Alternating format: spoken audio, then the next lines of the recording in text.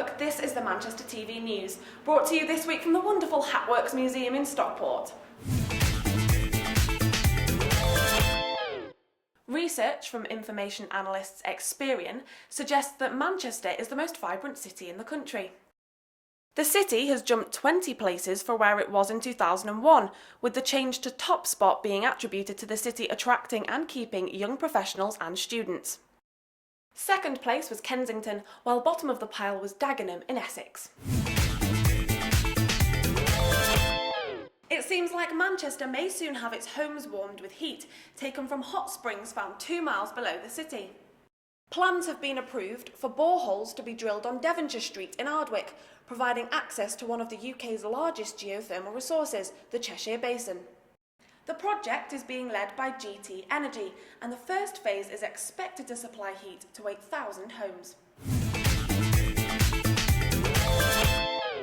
ITV, the makers of Coronation Street, the ever-popular TV soap created 53 years ago, has just unveiled the 5th interpretation of the nation's favourite street, but it's not in Manchester or in Salford. The new set has been built from 400,000 bricks and 54,000 cobbles on the Trafford side of Media City and involved the work of 3,000 people.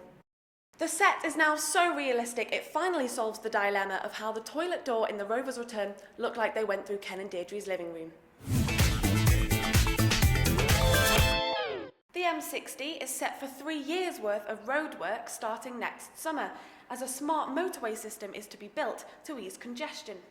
The works will run for 17 miles from junction 20 of the M62 near Rochdale to junction 8 of the M60. This section of the motorway is used by over 180,000 vehicles a day. Research into the salaries of UK bosses found that Greater Manchester's business leaders earn an average of £79,435 a year. The research found that bosses generally felt they had a good work-life balance, but did note that a quarter had worked over Christmas and 1 in 7 had missed funerals or weddings because of their role. Almost half of the bosses interviewed said they felt underpaid. The average UK salary is £26,500 a year. City luminaries have welcomed the announcement that Manchester is to be the European City of Science for 2016. Professor Dame Nancy Rothwell suggested this cements Manchester's position as a world leader in science and technology.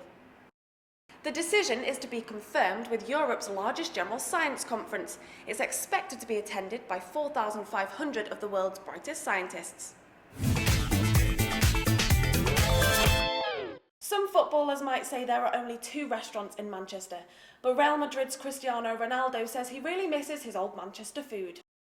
The ex-United striker, who lived in Manchester for 6 years, says he especially misses the apple crumble and custard served at Carrington after training. We've not been able to confirm that old teammate Ryan Giggs' favourite food was good old Manchester tart. It looks like Manchester has a fun new annual event after the 2nd Christmas Santa Dash took place in Fog Lane Park in Didsbury this week.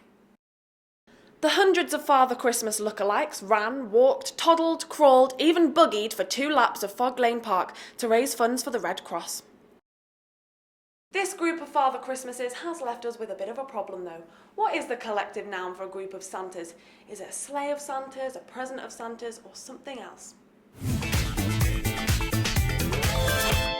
We've had a lovely day here at the Hatworks Museum in Stockport. I'm now joined by Alison Farthing, who is the team leader of Culture and Tourism at Stockport Council. Alison, thank you so much for having us today. Pleasure. What's going on at the museum?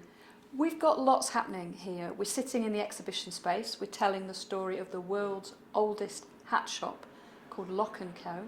So people can come and see some amazing hats, decorative hats, gentlemen's hats, find out about how the hats were made, and also get to see some slightly odd head shapes of some celebrity hats that we've got on display. We've got lots of events that take place at the Hat Museum, mostly for free.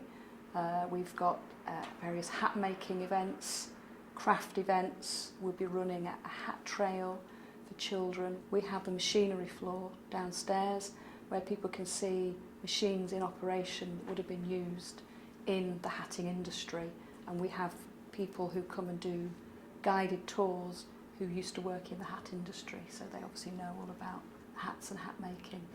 Well, as always, you heard it here first. That's all we have time for this week, but we hope to see you here every Friday at Manchester TV. In the meantime, don't forget your hat this winter.